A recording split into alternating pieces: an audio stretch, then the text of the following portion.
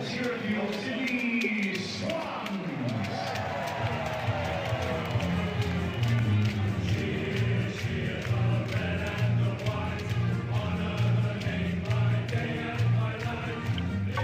Welcome back to A Bevy of Bloods, a fan podcast of the Sydney Swans Football Club. So to all you loyal Swans out there, you just can't get enough of the red and the white. Fluff up your tail feathers and settle in for a potentially biased yarn about all things to do with our beloved Bloods.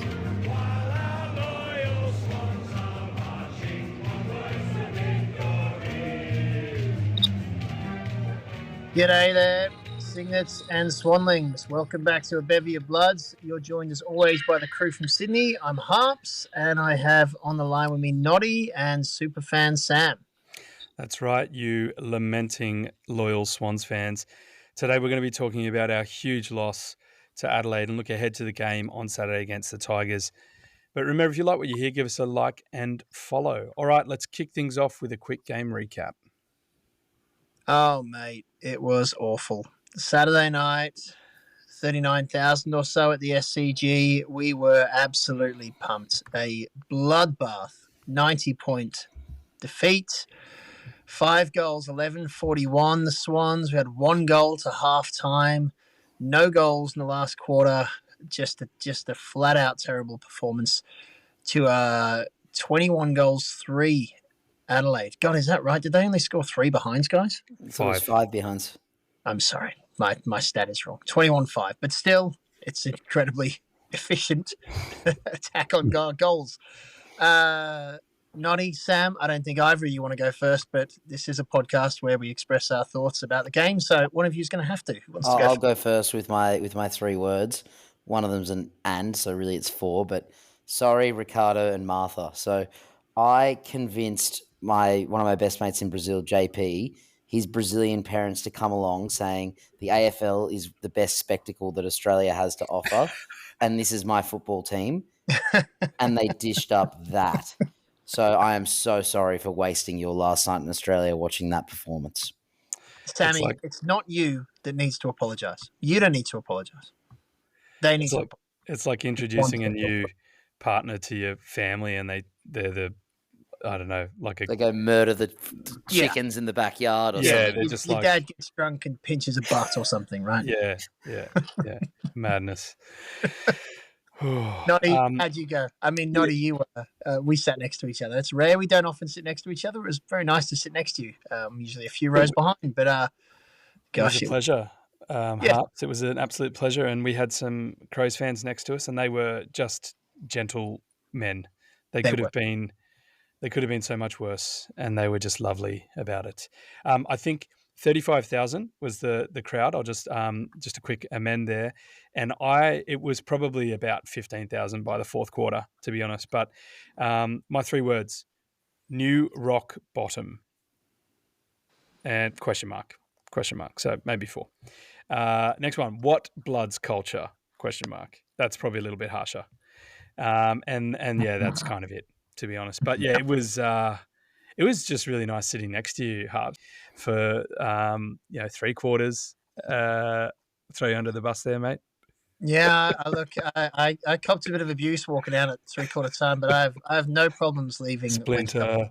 When a team is performing like that, I've got no problems walking out. That was wow! I didn't sit with you guys, and I was just thinking, I hated seeing that the crowd emptied out so much. It's so plastic fans. So yeah, I would have said that without knowing that, Harps, but I actually now emphasize that knowing that you did that. That's horrible. But they deserved it, guys. They deserved it. Well, I was so embarrassed. I got angrier the later the night went on, right? I thought about them getting to go home in a bus, right?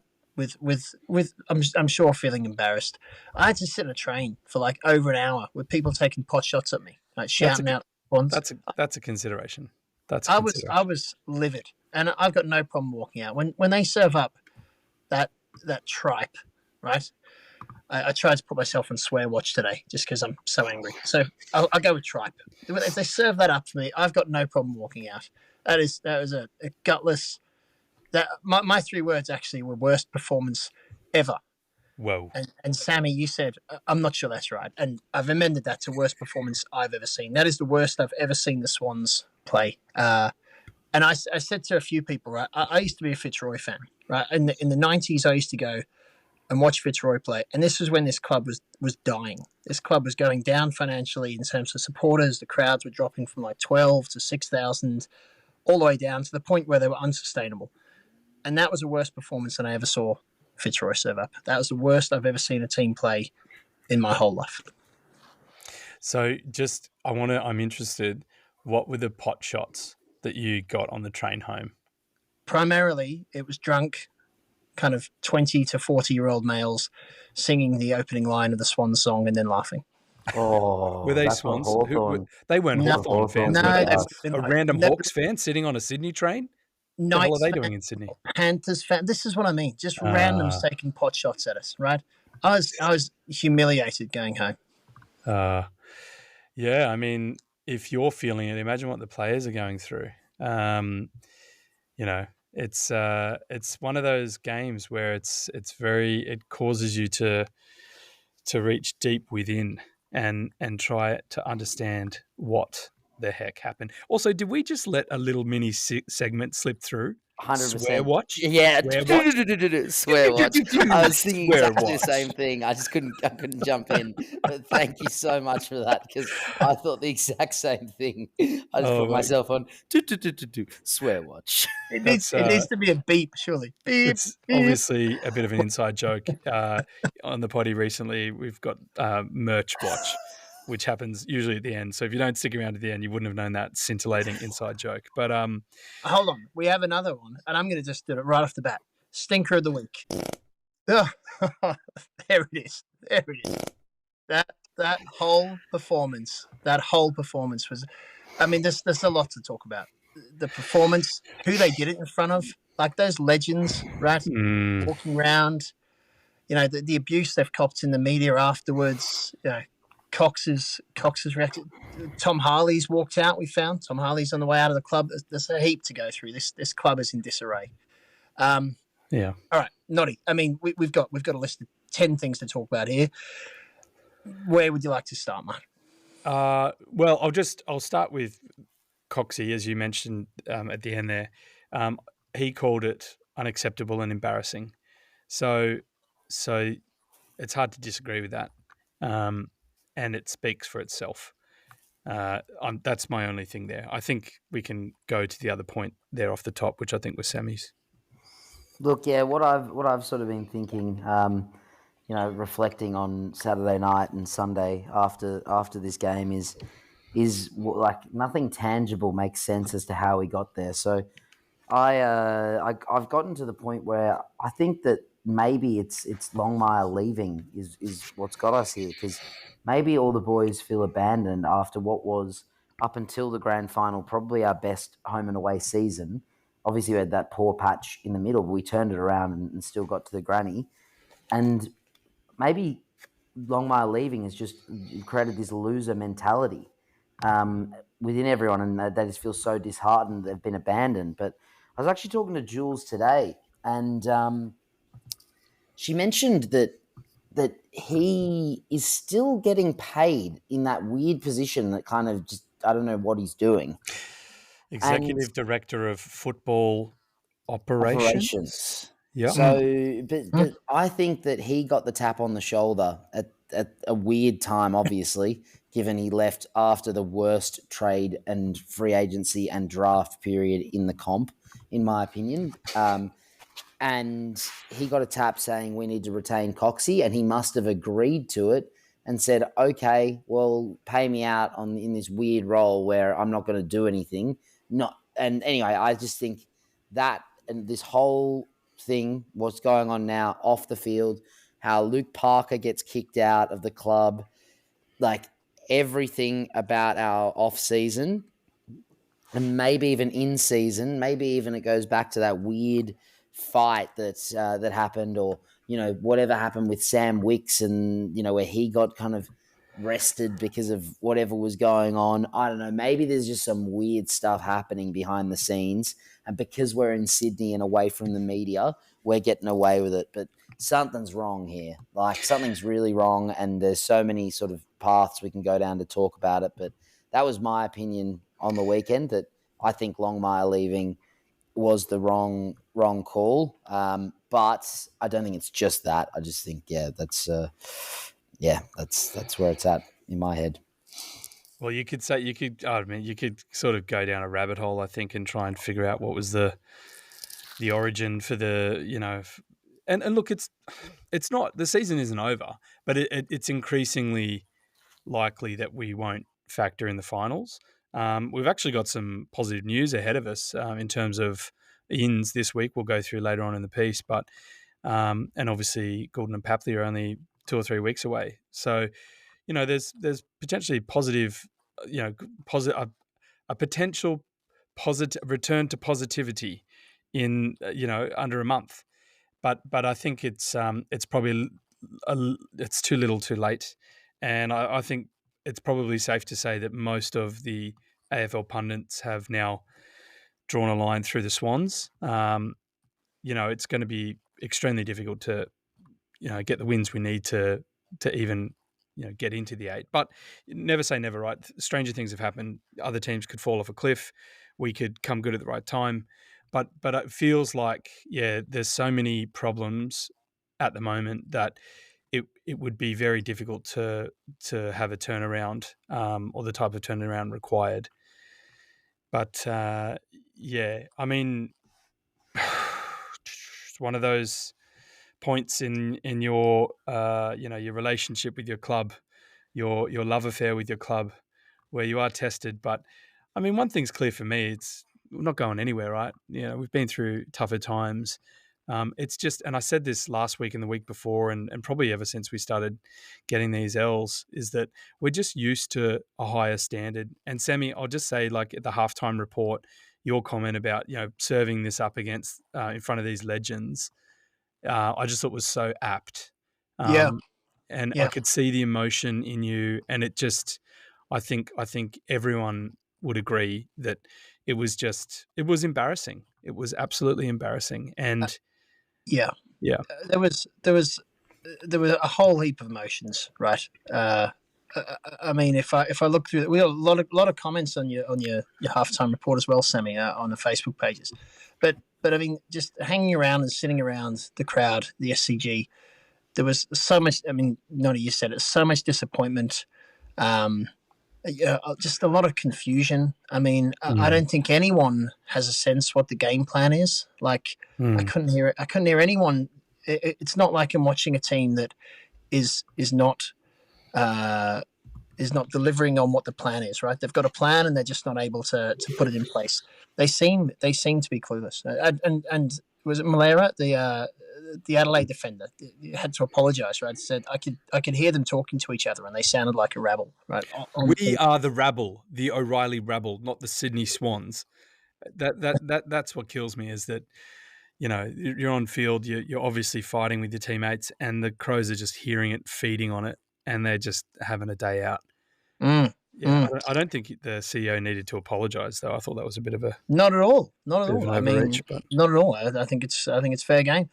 And Brett said to me halfway through the third quarter, I think we're the worst team in the AFL. And I didn't have an answer to that, right? I don't have an answer to that. And Noddy, you said this is a new rock bottom. I'm not convinced it is. Right? It could go down further. Well, we could still end up 18th. We could take home the wooden spoon for sure. Sammy, do you think we're the worst team in the AFL? Nah, I think on power rankings we'd be 17th. West Coast, my least favourite team in the comp. The Roos are better than us. Still worst. I think North Melbourne at the moment would have better performances. Or maybe we'd be 16th on power rankings then. I don't know. But they beat Richmond, and I would put Richmond above us after reviewing their season. So I would say, 17th or maybe 16th if you want to put North Melbourne above us. But I think every other team is better on current form and power rankings. Yeah. So if we still have, we've got injuries. I think we've got, and there's been suspensions as well, right? There's probably 4 to 5 definites that are missing. But apart from that, we've spoken about it at length already this year. There's still a core of players there who have, who know how to win and get to a grand final and then lose, but they still should be playing better than this, right? So, obviously the 4 All-Australians last year without Goulden this year, is the star quality that was lifting us up last year, and this is a question off the AFL app, are they not performing? And so the team that was just kind of mediocre beneath their star studdedness last year, it's not working. Like it doesn't. No, I don't agree with that statement, as I think that they actually are. If you went through the votes this season of coaches' votes or our votes on the bevy of blood, whatever, I don't think that our star players are not performing. I don't think they're performing to the same heights, but I still think that they would be in the top half most games. And sure, they might have an off game here or there, but they're not the ones that are dragging their heels just as much as others. Yeah, I agree. And if you look at the players that are capable of winning a game on their own, I mean, Dusty's coming to mind for some reason. I mean, he was still surrounded by, 10 players, right? I'm just picking a number, but a number of players that were still very, very high quality, right? And to Sam, your point, I mean, Heaney's been okay. Heaney hasn't been bad. Warner hasn't been at his best. Golden, we don't know yet. But I mean, Blakey is a different player to last year. Blakey's also had games where he's been our spark too. So he's been more inconsistent than the other two, but he's certainly not our worst. He's certainly not someone I'd be looking at dropping in comparison to about another 15 players on the team. Yeah, no, certainly not. But I think it's a different role this year. So. And game plan, if that's what it is. I mean, that's okay. So, in terms of the game itself, I've only really got to say this, and this seems to be the trend. We're winning the contest in clearance. It's confusing that we are, but by the end of the game, we've won the contest and the clearance. Yet we're minus 25 on inside 50s, and they score 30%, 21 goals from 70 insides, and we scored 5 from 45. So we're still getting it's a fairly decent amount of insides, but they're just ugly and they're not going anywhere and not giving ourselves a chance. Yeah. But 5 goals for a game. I mean, we only score 1 goal for a half at some point? Yep. Yeah, no, it was this week. 1 goal first half, no goals fourth quarter. Yeah.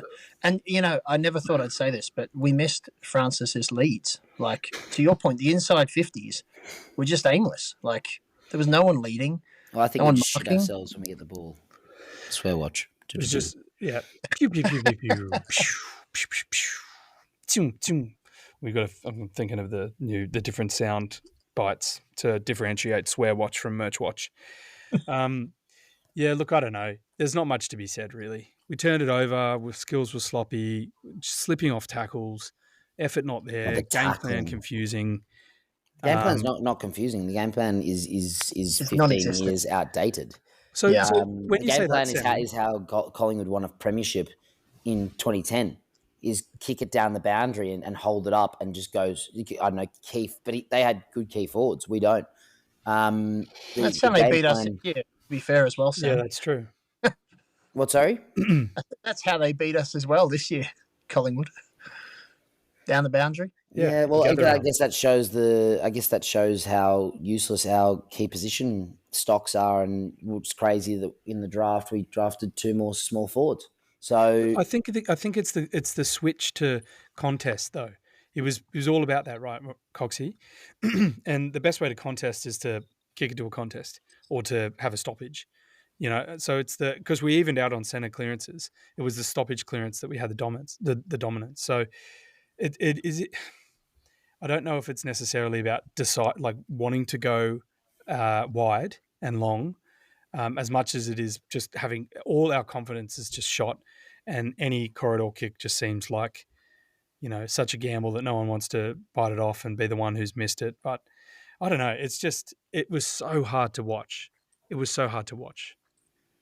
Look, it's a good segue. Maybe we step away from the players for a moment because I'm sure we're going to come back to them.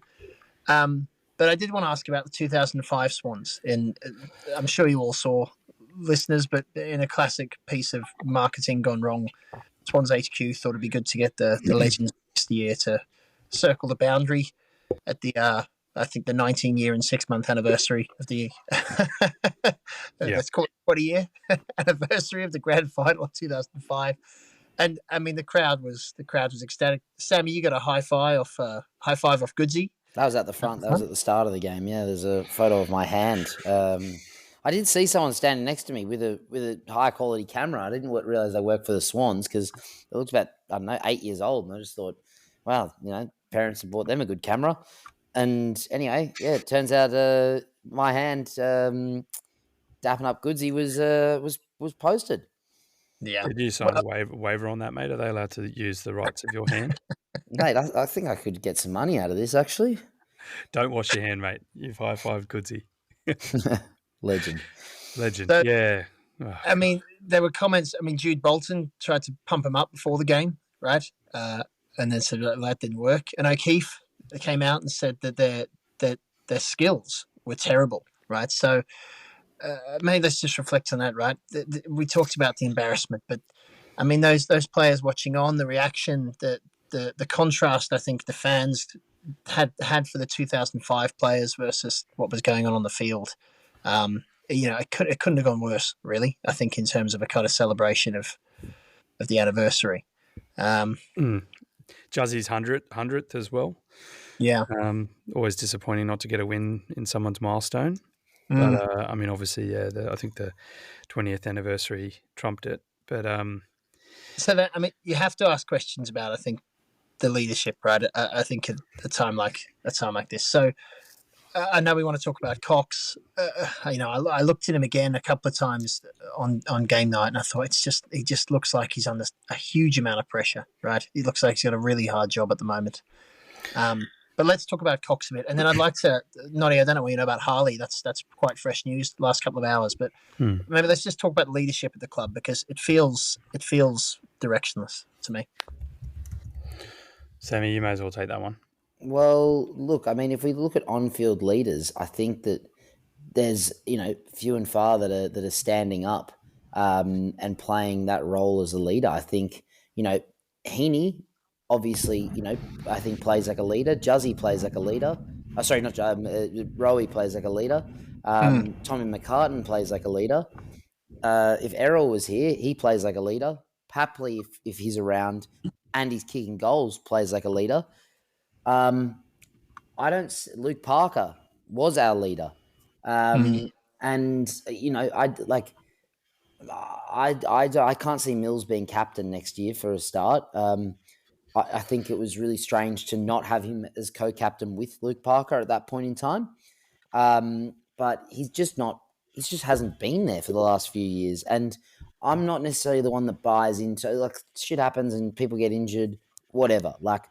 But it just seems just crazy how much he has missed from just weird injuries or unnecessary injuries. And yeah, I don't know. I think he's got to focus on getting back to, best footy and where he actually plays footy in our team and how he fits in and still be part of the leadership group, sure. But I think he's got to go as captain.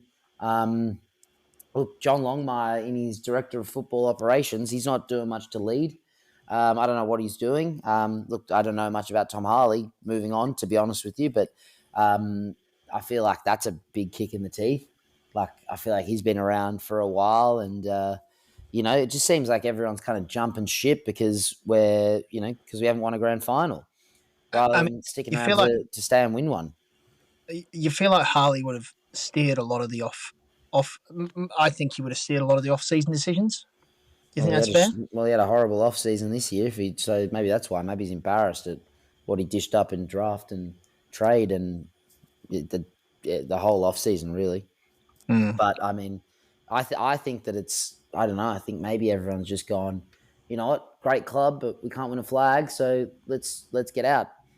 I don't know, maybe that's it. Maybe the whole club has a losing mentality.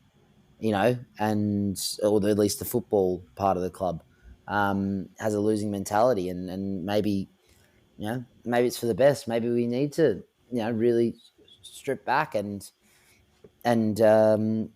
sort of do a full rebuild, sort of on the go, because we've got a list that can play normally. But maybe we've got to get the inner sanctum right, and maybe it's not right, and maybe it hasn't been for a few years. There's a lot of baggage being carried around, Sammy. It's a word my therapist uses. I thought you were going to say it's the word your luggage carrier used. I don't know if you've got one of those, Harps. But look, I don't know too many details about Tom Harley, but what it is he's set to become the chief operating officer, the right-hand man to Dylan, which I think is a classic example of keep your friends close and your enemies closer. Because, I mean, we've all joked about Harley, right? Either becoming the next Prime Minister of Australia or the next CEO of the AFL, and here he is. So what I haven't been able to confirm is if it's effective immediately, if he's immediately required in Docklands to, because obviously Laura Kane has her portfolio has been split into CEO Brisbane. Greg Swan is brought over to look after football operations, and she's doing football something. It's all very technical. It's all very siloed. But she's going to do football operations. He's going to do football something else to do with football. But Harley's going to come in and I guess it's just kind of to supplant Kane, which is a really weird move because I don't know how Dylan is surviving this, but that's probably a whole separate conversation with how badly seemingly those two have been running the AFL, at least with the all the inconsistencies in the MRO and everything else. But so look, I'm sorry I haven't been able. I'm just reading it as I've come into this, but yeah. So one big thing to confirm is whether he's leaving mid-season or at the end of season, and I just haven't been able to run my eyes over that point yet. But I mean, it's hard to not feel like it's not like what Sammy said, like jumping ship. It's feels a little bit like that. Well, that leaves us with the leader of the club then, which is Cox. So where does Cox? I mean, Cox in that after match interview was clearly upset. And then the boys didn't get out of the SCG until midnight, and he had them down at Clovelly doing sit-ups at like 4 a.m. in the cold. Yeah. So, I mean, he's obviously taking a hard line. I don't really know what else he thinks he probably can do. He's probably bereft of ideas to some degree with what he's going through. Look, I'm a little bit sorry to jump in. I'm a little bit confused by what's going on because I think I don't know. Like, again, chatting with Jules today, she mentioned that maybe he was a bit too buddy, and now he's trying to reverse it. But they did an hour review of the first minute of the grand final. Like, I read that. That's like, well, it was ages ago, but that's scathing. Like, that's harsh, and maybe it's necessary, but that didn't really work. And now he's kind of treating them like children. And again, though some of them probably are children, like they are pretty young, but I don't know if that's the way to get a reaction out of a side that were previously, or just 6 or 9 months ago in a grand final. I'm a little bit perplexed as to that, and don't get me wrong, unacceptable performance for sure. But I don't know. You hear about how Richmond turned it around and won 3 flags through kind of sticking together, not sitting there and I don't know, treating people like. I don't know. Do you get what I'm saying? I don't know. Yeah. I'm not sure. I'm not sure it's the strategy, and I don't really look. I don't have a lot of faith in Cox. I'm not. I think he's got a bit of time up his sleeve, and I hope he turns it around. But as I said, early on, I wasn't happy that John Longmire left. I was, probably one of the maybe few at the time that would have wanted him to stay. I'm not sure. But yeah, I think, if it doesn't work, we can't promote internally. We've done it before and it worked very well, but it doesn't mean it's going to work well every time. And I think, he's got pretty much a free hit this year. And if we're not back and performing next year, then I think we move on. Well, I mean, Sammy, I agree with a lot of what you said. And yeah, there are opinions all over the place, a lot of opinions online. I mean, I was thinking, I read about that 1 hour review of the first minute of the grand final as well. And when you were talking there, I was thinking about, remember that boot camp that broke the Adelaide Crows? Remember that? Yep. Yeah. Look, I think you can read into that. We weren't there. They could have spoken about everything in that minute, but they watched the first minute and then just got everything out. We don't really know how that played out, but the full review was 7 hours, right? And then there was the double up on the 2Ks, and then now this. I think he's in a rock and a hard place, because if he shows inaction, he's not doing enough to right the wrong. But if he goes over, then it's just it's one of the contributing factors. I said at the time, and I stand by it now, that unfortunately, even though Horse is like one of the best coaches ever, it just wasn't. I don't think he was the guy to take us to win a flag. I do think he should have stayed on, and there should have been a clearer succession plan, because I think what's happened here is succession on the run, and I don't think that this. I think there was always a plan to hand over the reins smoothly, but for whatever's happened, like Jules the Oracle, and she's just she sees everything, I think, but whatever's happened, whether he's asked to leave and his payout is this executive directorship and whatever, or it was himself, it is clunky, and it's been hidden by Tom Harley in the club and the PR team, and that's fair enough. If that's how they want to bring it forward, that's fine. But look at how the team's going. Look at how the fans are reacting now. So what I wanted to ask, question out without notice, you guys, is when Horse took over from Ruse, was that a year out before 2011, or was it at the end of 2010, and so he just jumped straight in? I thought he jumped into the winning season. Was that not his first season? So his first season was 2011. 2011? Look, Okay. I actually became the super fan in 2011, so I don't have that well.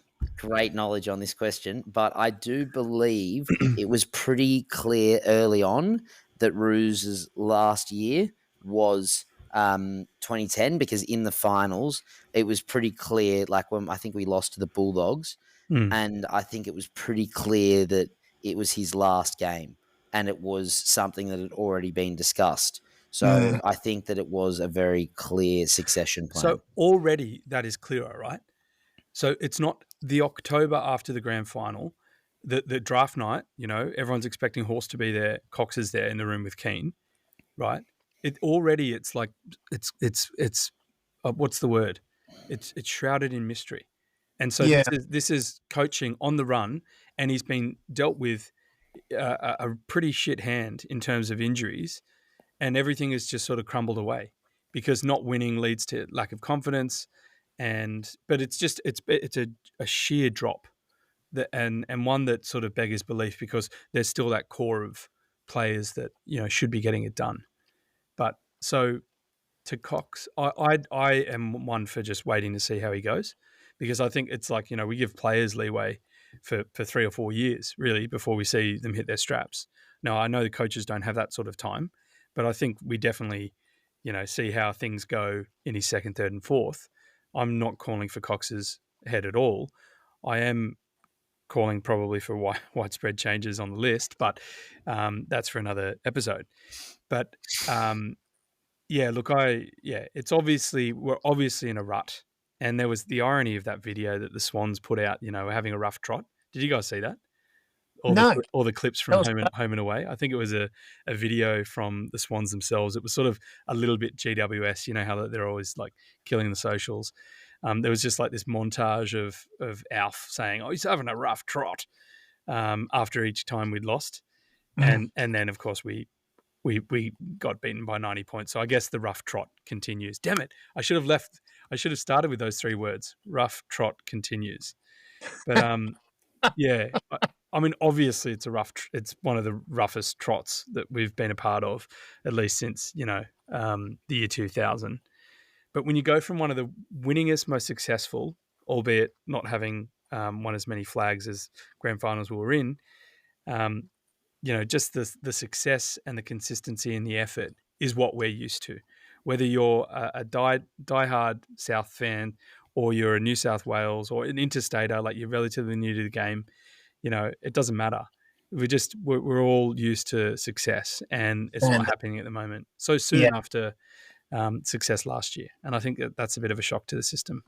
Yeah, and look, let's go on to talk about the players, and then I think there's a lot of changes next week. Right, to your point, Noddy, it's at a point where I think you have to swing the proverbial axe and just shake it up, because you can't do nothing.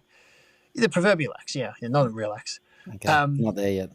But I mean, but it's the kind of run where fans are entitled to ask these kind of questions, right? I was thinking while you were talking, it's possible we've been told the whole truth by everyone at the club as the fans, and they've been completely transparent. But just the performances have led us to question everything, right? I think while we're getting into the players, we should probably, as a formality, go through the Bob votes, to get that out of the way. So wasn't easy. No, wasn't easy. But there also wasn't many options either, so it probably wasn't that hard. You wanted to go 1 point to Juzzy McInerney. Sammy? Yeah, look, it could have been a number of players in here. I think what stood out is that he had 18 contested possessions at 74% efficiency, 5 clearances, 7 intercepts, 6 inside 50s, 27 touches total. On paper, it's a good game. It was his 100th game. It would have been hard to, go through your 100th game losing by almost as many points as the games you've played. So 1 point to Juzzy. 1 point to Jesse. And then the remainders, the 2 and the 3 points, are players who have stood up for us in a really hard season. Tommy McCartan, he got 3 points last week, 2 points this week. You thought he had some good moments?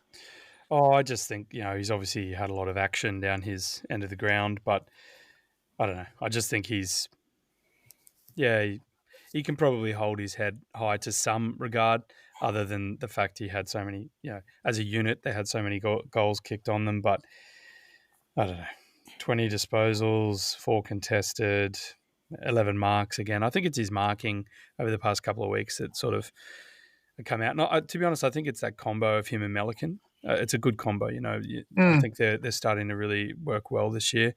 You just got to get him out on the field and not be obliterated on the rest of the park. But look, I don't know. Not really too much more to say there. 70% disposal efficiency, which seems to be very high for him. He also had 100% time on ground as well. So that's another thing. And he had more touches than most of the team as a key defender. I think that's pressure from Adelaide, No, of course, but still, that's just a reason that he's in there, because he shouldn't, going 70% from double the amount of touches he should probably be having. He obviously has a big workload, and he stood up more than the others. Yeah. Well, it was a good game in the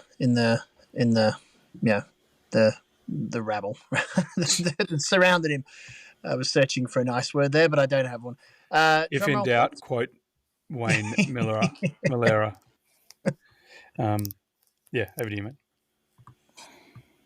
Drum roll, please. There it is. It feels a little too cheery for what was what it was. But Grundy, we agreed. We thought Grundy was our best on ground.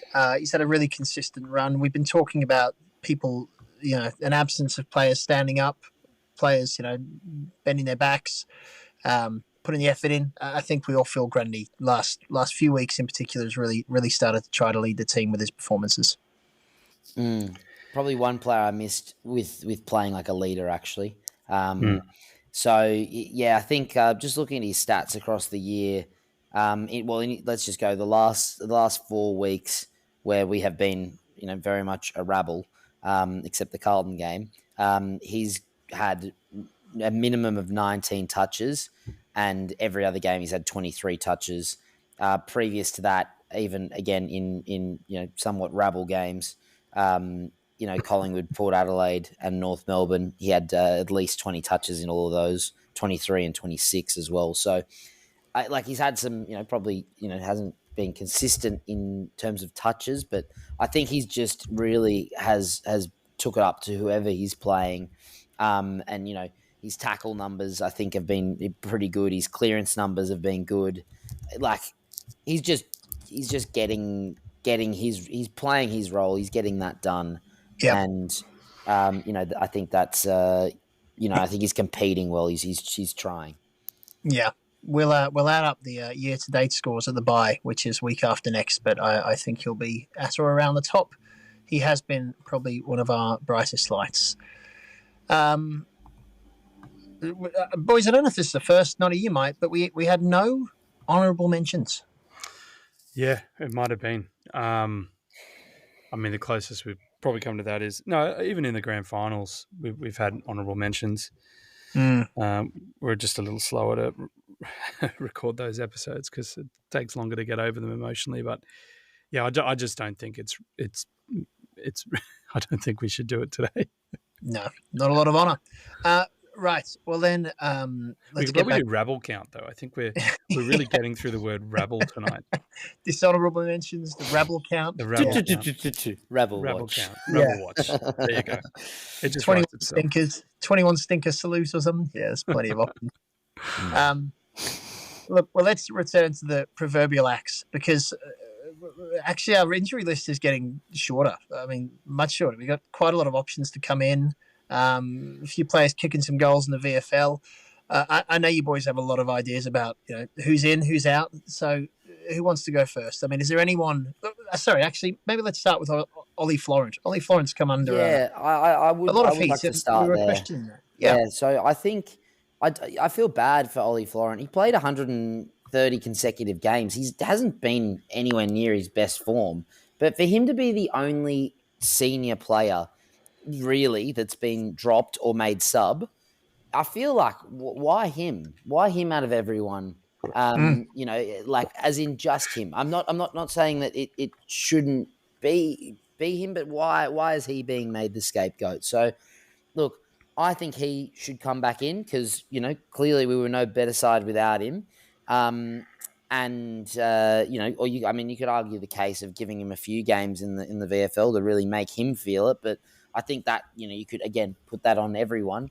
But yeah, looking at in the VFL, he had 22 touches, 7 tackles, and he had quite a few he had 7 clearances game high. So in an effort that the reserves actually lost by 94 points. So I think he comes back in. The other players we've talked about coming back in is Wicks.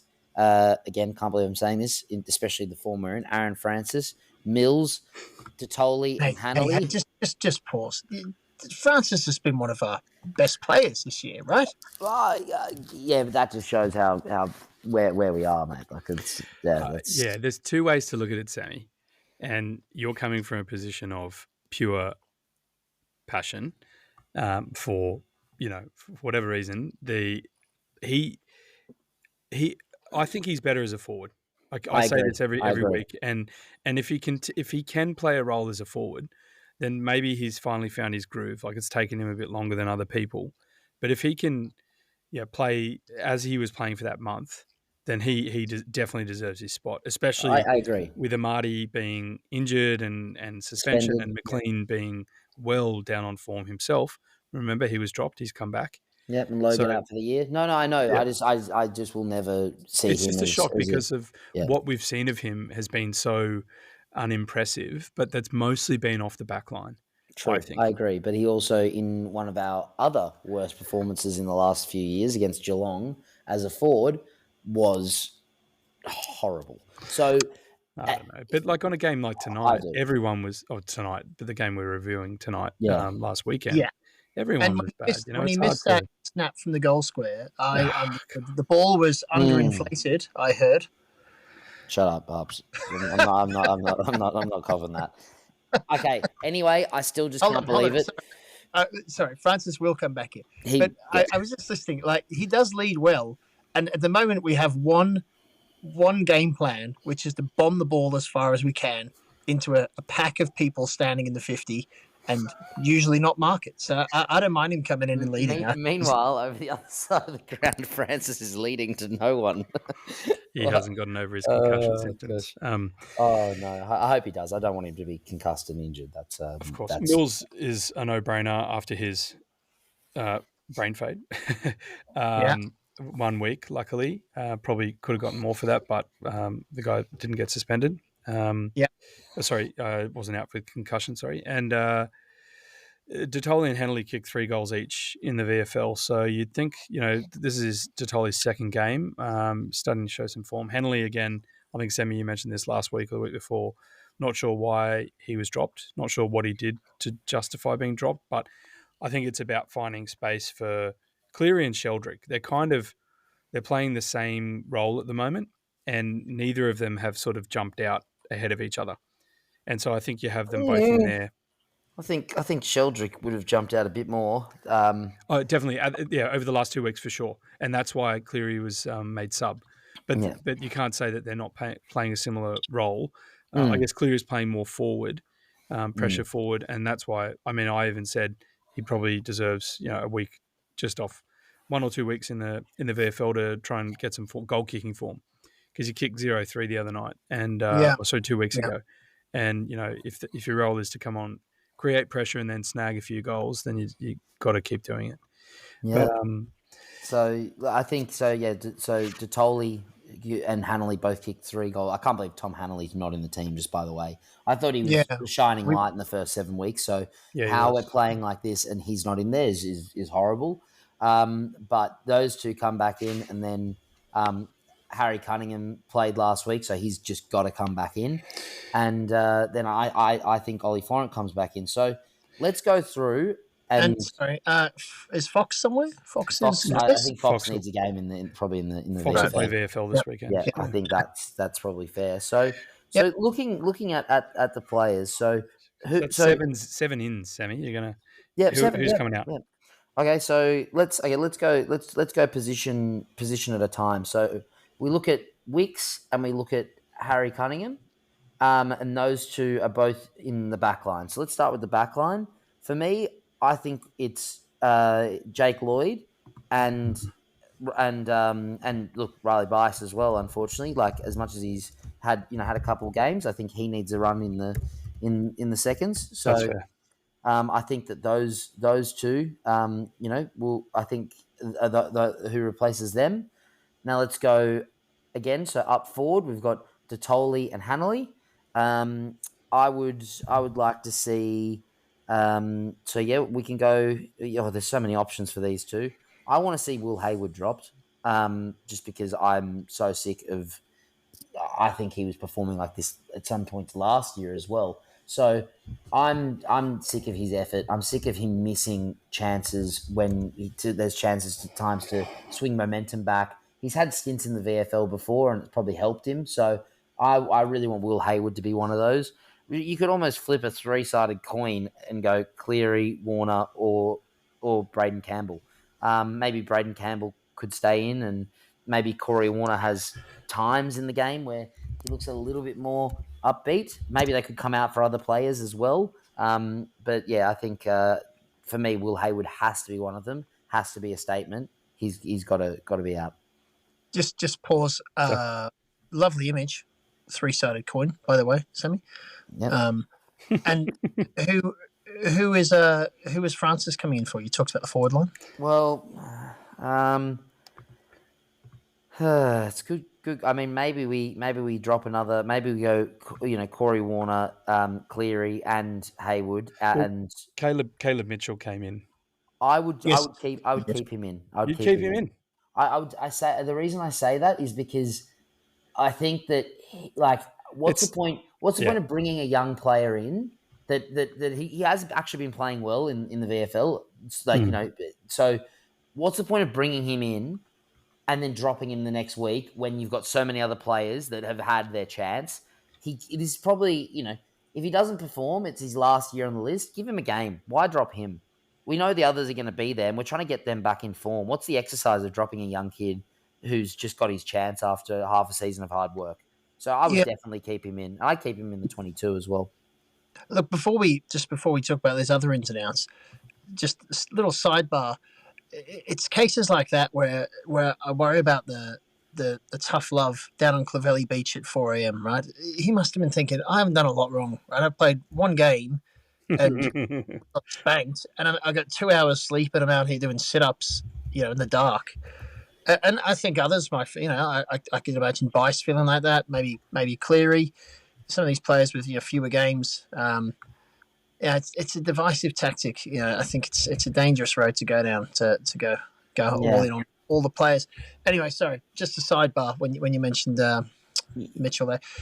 So for the forwards, I guess Laddams. I thought he was just as good as he was against Port Adelaide last year. Just absolutely offered nothing. He had 5 hit outs as well, and he was in the ruck a fair bit. Thilthorpe, who was subbed off, had 5, and Taylor Walker had 3. So I think Laddams, he's had enough of a chance. He hasn't really delivered. Sure, he had a good first quarter against Melbourne, kicked a couple goals, but he would be the tool to come out for me. Joel Hamling didn't look great either, so he would be, but he's down back, which I think I prefer. Yeah. But yeah, I don't know. You could probably flip a normal coin with those two. 2 sides. Yeah, and then if we're looking at the last 2, so Florent and Mills. Again, maybe you could just drop for me, that would then lead to the other one of Cleary or Warner, whoever we didn't put in before. And you could say Taylor Adams. He had 9 tackles though, and he's actually has just come back in. So I'd give him a pass. What about Rampy for Mills? I would love to see it. I doubt it will happen, but I'd love to see it. Yeah, it's a big call. I was just but I would love to see it because I think given where we are, I think that Rampy and Lloyd probably need to see where things are and I think if you're going to bring Lloyd off, you probably keep Rampy on just for balance.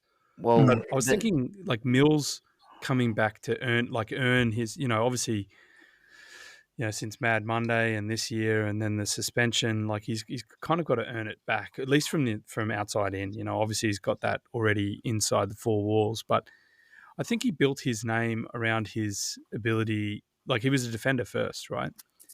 And we know he can. He played several games there at the end of last year. I think if Rampy does need to be managed, then Mills coming in makes sense to me. But I think Rampy has been playing fairly well.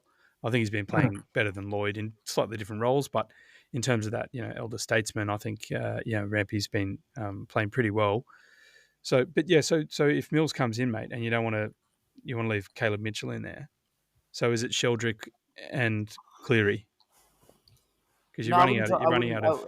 I would say so. This is what I would say. I'd go Lloyd, Bice, Hayward, Corey, Caden Cleary, and then Laddams, and you could again flip a coin between Hamling and Rampy.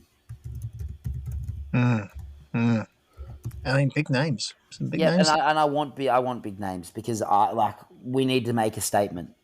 And what are we doing just by dropping Ollie Florent and making him the scapegoat? It's not fair. So, get some other big names in there and go.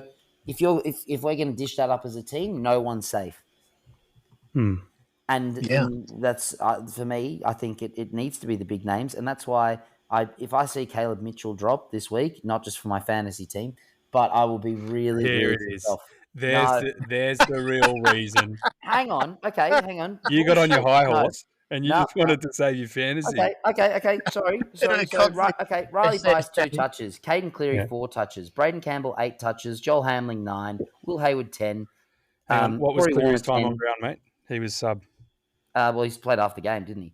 He came at half time. Yeah. Yeah. So that's not again. It's hard to make an impact when the whole team's playing like they're fair enough. But hit that iceberg in the Titanic. But Caleb Mitchell had more touches than literally half the team, not by much. But the more the point of what I'm saying is and I genuinely believe this. What is the point of bringing someone in who's young and playing for their career for one game, which is the worst game we've seen at the SCG for a long time, for over 20 years, to drop him again the next week? Tough industry, mate. What happened to Mark Sheether? Remember, he was playing a few games, and then not very tough for our senior players who are dishing this up consistently, and nothing's happening with them. So why do it to the young kid? Mark Sheether was having a good run, and then got that Falcon. Remember? and then he was delisted at the end of the year. Do you remember him? Yeah, he The was academy boy. a couple years ago. I'm just saying, you build the list has been built around these senior players, so you're expecting them to turn at some point. Caleb Mitchell has give him a shown chance. a lot of signs that he is a capable footballer, a skilled footballer, but he wasn't able to crack in, obviously, in one of the best years we've ever had. But if he was did able to crack get in, in though. one game or whatever it was, 2 games, yeah. 2 was it? So Yeah. you'd think he'd be able to come in a bit more this year. But I mean, he was caught out in the Adelaide game. He wasn't the only one, but he was caught out several times. And I'm not saying drop him, and I hear what you're saying, but I don't think Florent. You read out stats there, mate. I watched the game. He didn't really play that well. Like he got touches, but he didn't look like he wanted to be there. His attitude didn't look good. And but you know, if you're sending a message, I get it. Give him a week in the twos and then come back in. But that also sends a message that I just go down, I'll be back again, regardless of how I then play. leave Ollie Florent there and get some mates with him. I don't know. Yeah. Like I get what you're saying. But I am staunchly against, after a performance like that, where a young player gets 13 touches in comparison to what I think. Yeah, he was our 9th most possession getter, equal 9th with Rampy. So that's 10. So 13 Swans players had less. Like again, it's not all about touches, and I'm not saying that, but I just think that he was I would say he did was half serviceable, and yes, still caught out as well. But it's just I don't think he's the player to draw. So let's. Lots of options, right? It's not necessarily a bad thing to have so many options. It'd be nice to have a bit more direction in terms of better performances from some of them. But let's look at the Tigers then, right? So, Noddy, you want to talk through the Tigers season, and then I think we should think, how does this weekend go? Because we've said a few times that's rock bottom, but I mean, we could get hammered. The Tigers are playing all right, and we're not. It's rock bottom to this point in the season, after the heights of last year, is my clarified version. And again, I wish I'd gone with rough trot continues and what a rabble. But just by the way, I've put H next to the honourable losses, just to show that they haven't, the games they've got flogged and the games that they've lost, but have, I think, have been very respectable losses. Played pretty well, right? Yeah. So they're 3 wins, 9 losses, 71% percentage, coming 16th. So we're 4-8 now, 85% in 14th. They've had wins against Carlton, Suns, and West Coast, and then losses. Oh yeah, sorry, my bad. Keep going. And losses against Port, St Kilda, Brisbane, Fremantle, Melbourne, Hawthorn, North, Essendon, and GWS. And Sammy, you're saying close losses against Brisbane, Melbourne, North. So yeah, close losses, Essendon and GWS. It's not necessarily close. Like, for example, Brisbane, they got beaten by, I think it was like 28 or 29 points, but they kicked 90. And they were sort of keeping up with the reigning premiers. Again, Melbourne, I think they were in it for a half and they got pipped late, like whether it be the 3rd or 4th quarter, but only lost by 20 points. North, they were a goal off it. Essendon, they were again, I think got beaten late, but we're in the game. And GWS, I mean, if Callan Ward didn't come in and give a speech, I'm pretty sure they would have won that game. So, they've beaten Carlton, who most people would have thought would have stayed in finals. They've beaten the Suns, who will make finals, and they've beaten the only team below us in the power rankings in West Coast, or Sam's power rankings at least. They've had 4 floggings, right, against Port, Saints, Freo, and Hawks, and they were all more than 60 points in the minus. Yeah. So, I mean, how many floggings have we had? Melbourne, obviously Adelaide. In terms of floggings, what do you guys consider a flogging? Suns, that was a flog. 60 points? Suns. No. Suns was a flogging. Doesn't matter what the scoreline was. At one point, we were 78-2 is what they kicked against us. So Suns was a flogging. And Collingwood. Collingwood gave us a good going over. Yeah, Well, there was there was comprehensive. Yeah, I would say we've had three. Oh, but you could almost argue for 3/4 of a match that we got flogged by Port Essendon. Adelaide and Essendon. So I would actually argue that even though we probably finished closer than they did in some of their honourable losses, we were actually out of the game for longer in those games. So I would say we've had 5. I'm going to call them 5 dishonourable losses. This honourable and dishonourable thing is morphing over into other areas, and the segments are just popping up. It's funny that Port and Essendon, they were quite similar games, weren't they? Both ended up same but margin. the same games where we didn't do anything for 3/4 and then turned it on, but still couldn't kick straight enough and lost by just over a goal. Just over a goal. So what do we need to happen, right? The buy is a week after, right? I don't think there's any way we can make the buy in good shape. What are we at? 4-8 now?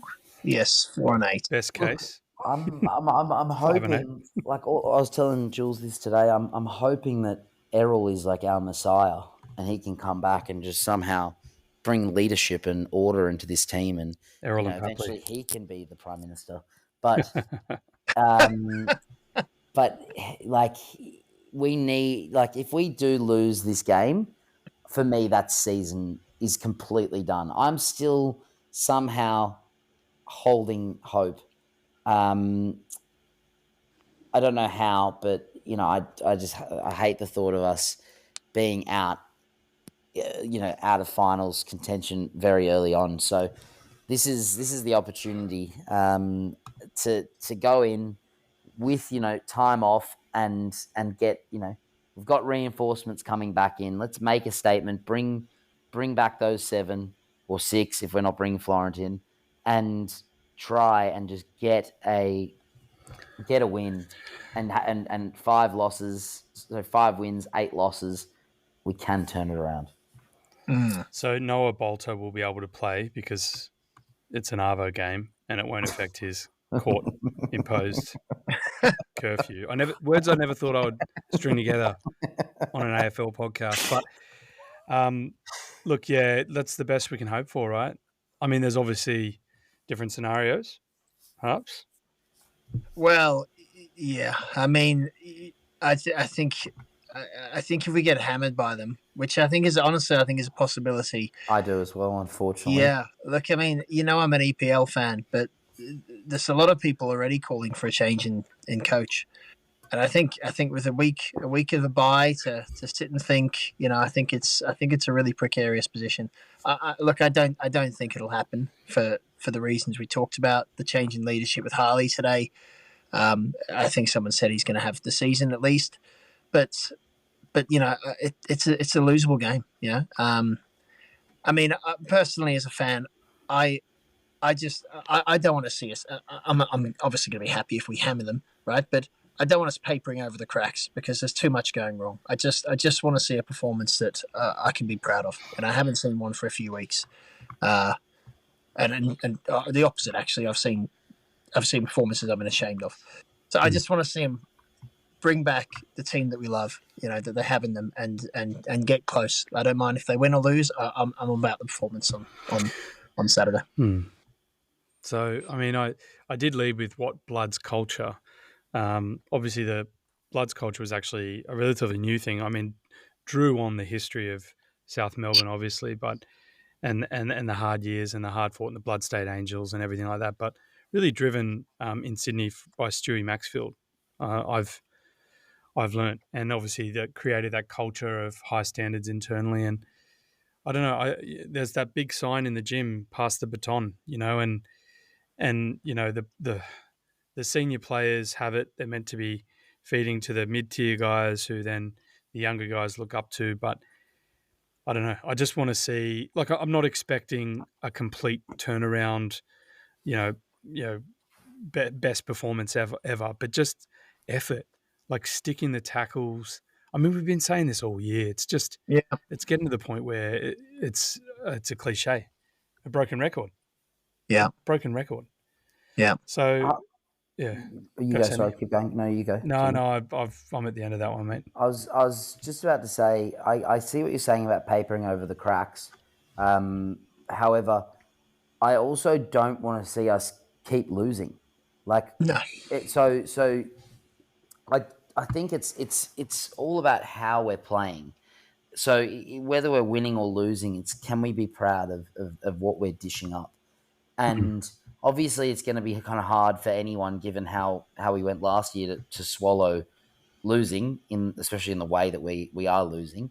But we're going to have to come to terms with it at some point, and we have before. 2019 and 2020 were two pretty poor years. So I think that's the thing, because I don't want us to start bombing and tanking to get results. I never want to see us be that club. So I think it's actually more, how we're performing. That's what that's sort of the key. I guess the KPI that's the KPI in this case, rather than wins or losses. And I don't see winning as papering over the cracks if we're doing it in the right way. I think winning against the Bombers and against Port Adelaide, that would have been papering over the cracks. So that I think it speaks to your point about how Richmond fans can be, happy with how they've been going about it, because they're having a crack and they're going down fighting. And you look at the team that played against the Giants, and I can name 7 players who I would call a senior player, and the rest are a mix of up and comers and complete, draftees. Right? They obviously had that big haul at the end of last year. But, so tell me how that sort of list breakdown or starting 22 breakdown is any different to ours. So it really is just it's mentality and effort, but it's all mental. I've read a couple of things on the groups, 80% mind and 20% skill, and I don't know. I mean, I feel like our 15% skills concentrated go power where our and will. mind goes. Sorry, Said 15% concentrated power and will. If you know the song. Is that on top of the 80-20 and your 3-sided die, or is that? No, that's a real song. It's what's it? Remember the Name by Fort Minor. Okay, There you go. that pop cultural reference went straight over my head, but You need to put it in football. It's actually quite an old song. is it? Yeah. Who is it? By who? Fort Minor. It's like a rap song. 10% luck, 20% skill. Once again, that pop cultural genre went right over my head. Yeah, you've known Noddy long enough, Sam. You need to put things in footballing terms. If it's not Paul Kelly, it's not Bob Dylan.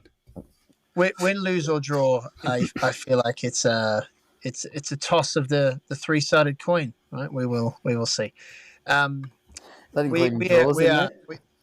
We are at time, and there's always plenty to talk about in a loss, right? There's a lot of emotion and a lot to get through. I did just want a couple of things else around the game. Sam, you mentioned Callan Ward there. There was a bit of a sad news from Saturday. Just talk through what happened, and then I didn't know about this speech in the sheds. What was that before the fourth quarter? What happened there? Well, I'll get started with Callan Ward. You mean Callan Ward's? No, it was the third quarter. He came out on the ground and he spoke to the team to get the Giants, unfortunately, up. So, yeah, anyone who listens to this knows I'm no fan of the Giants at all, and I'd love them to finish bottom every year. Giants and West Coast on the bottom, and maybe Hawthorn as well now. Great year.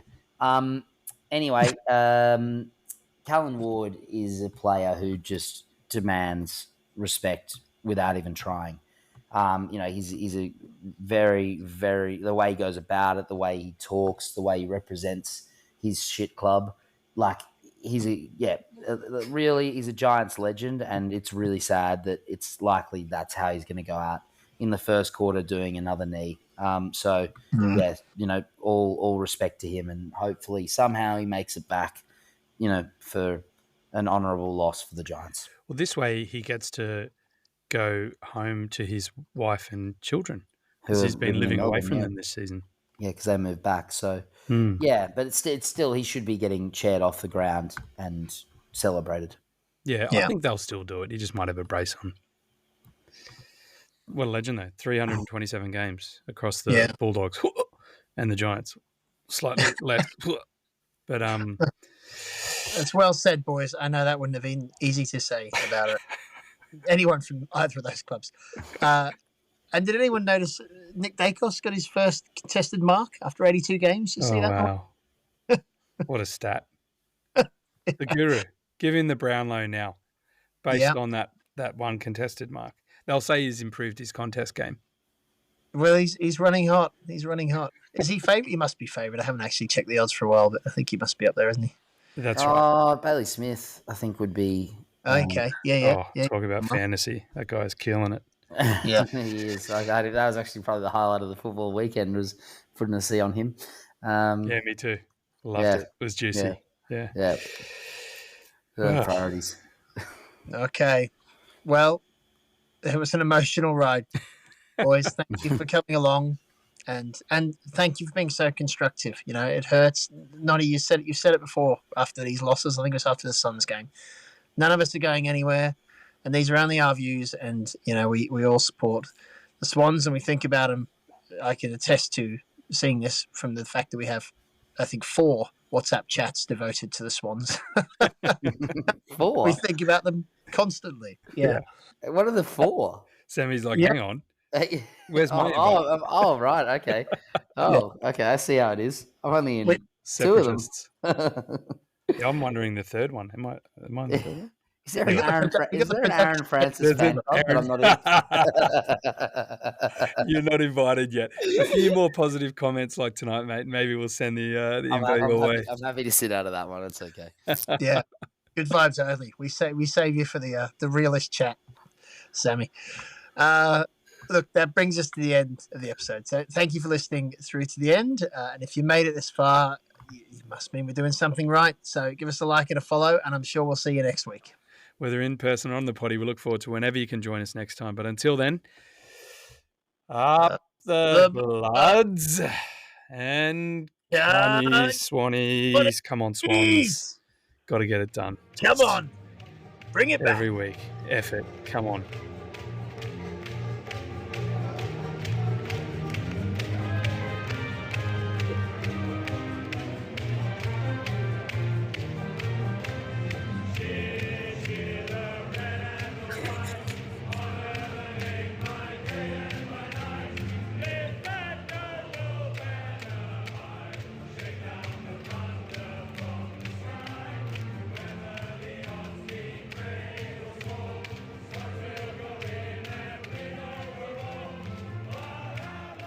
This podcast is an independent fan-run production and is in no way affiliated with the Sydney Swans Football Club, its players, or the AFL. The views and opinions expressed in this podcast are those of the hosts and guests and do not necessarily reflect those of the Sydney Swans or any official organisation. All commentary is intended for entertainment and discussion purposes only.